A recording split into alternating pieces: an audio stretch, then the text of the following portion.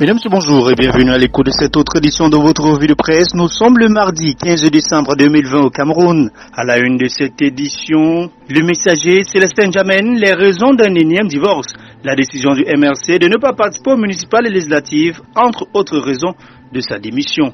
À la une de mutation en santé Covid-19, le trophée camerounais. Le directeur de l'OMS salue la gestion de la crise par le Cameroun et demande à l'Occident de s'en inspirer.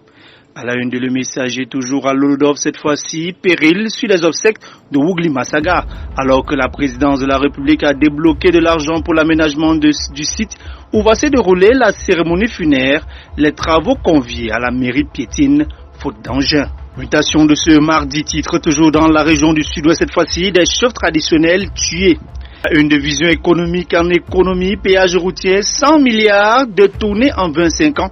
Le lancement du projet de construction de 14 postes de péage automatique par le gouvernement permettra au secteur des transports de jouer pleinement sa partition dans le processus de l'émergence du Cameroun et de mieux sécuriser les recettes de l'État. À la une de Le Jour, arrêter des pièces de monnaie, la crise de trop, l'absence de ces signes monétaires ralentit les affaires, renchérit le coût de la vie et suscite des inquiétudes.